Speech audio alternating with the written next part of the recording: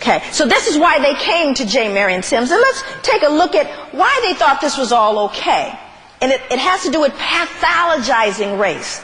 You see, because by pathologizing race, making race a sick thing, then you therefore justify your behavior to remove the cognitive.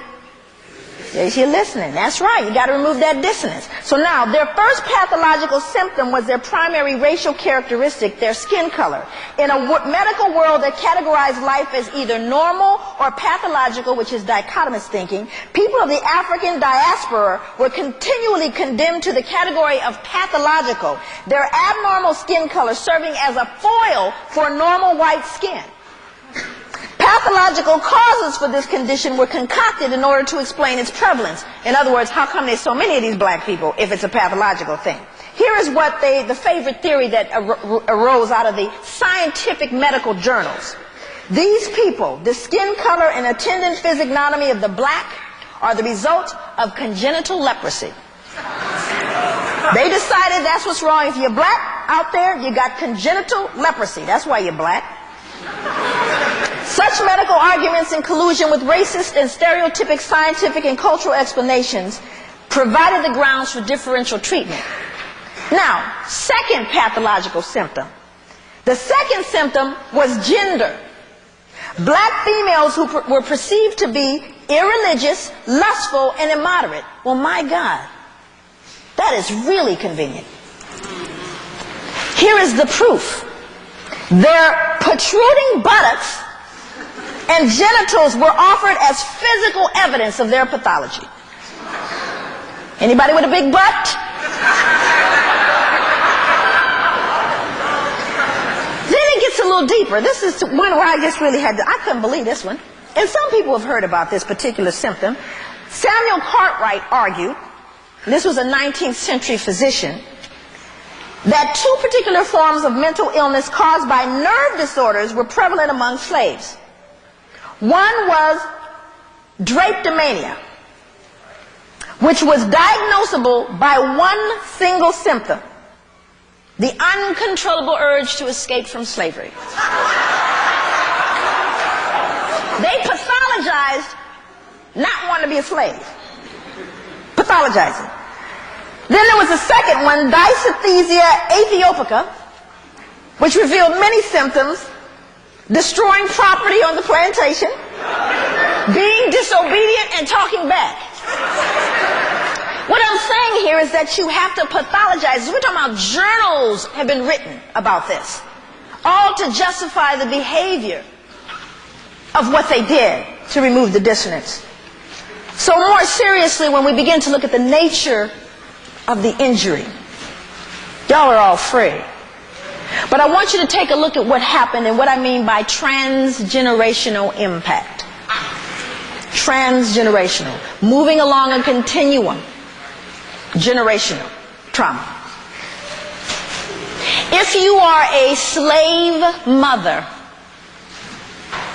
and you are a good mother, you are going to prepare your children for adulthood, yes? Yes. In every society, there had been something called rites of passage, which is movement from your childhood into adult, meaningful work and support of the clan.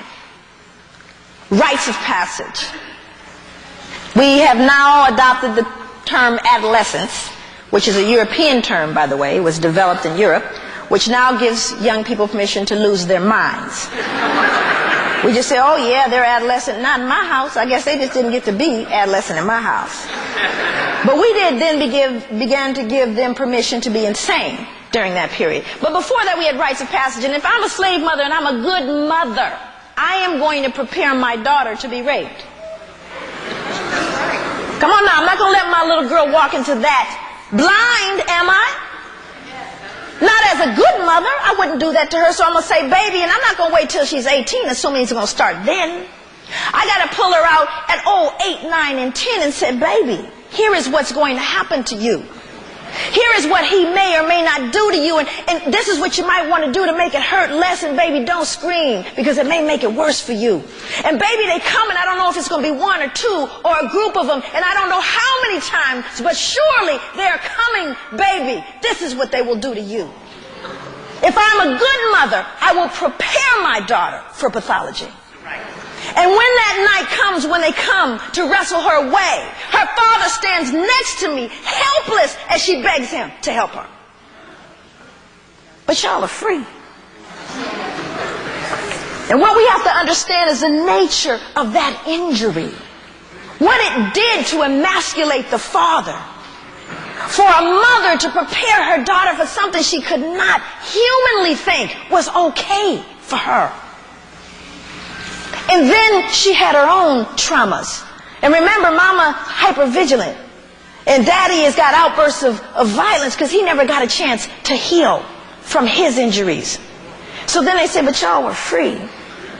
So now the second question is, after American chattel slavery officially ended, did the trauma stop?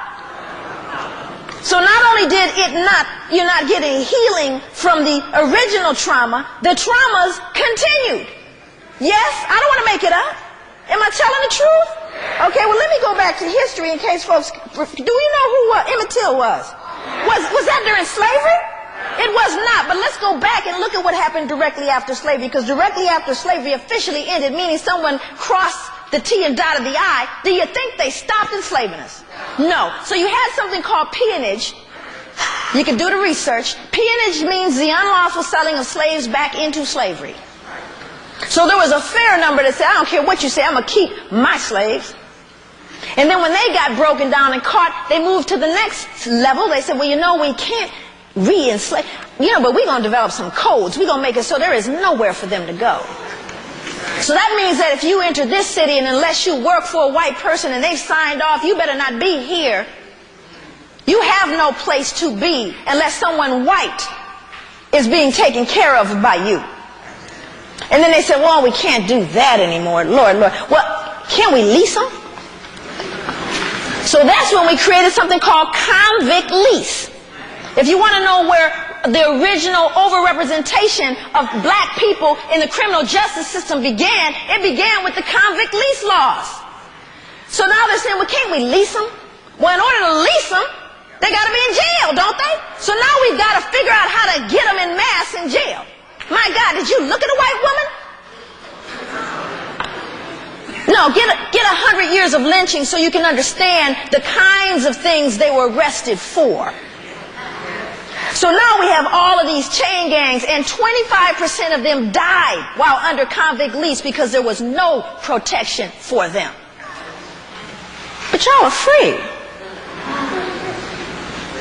And then we had the civil rights movement, right? And prior to that, you know, when we started to look at the whole notion of how blacks lived, you had sharecropping, right?